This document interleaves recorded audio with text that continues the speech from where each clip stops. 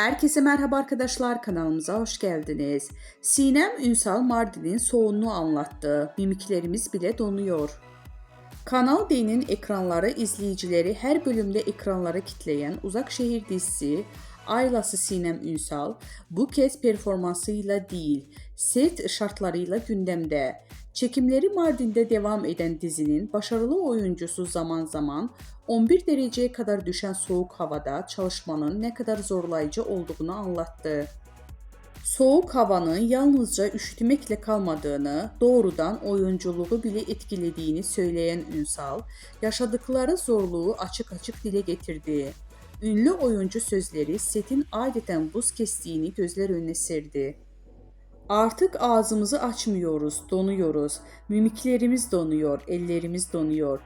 Gerçekten oyun halindeyken bazen aniden refleks vermez haline geliyoruz.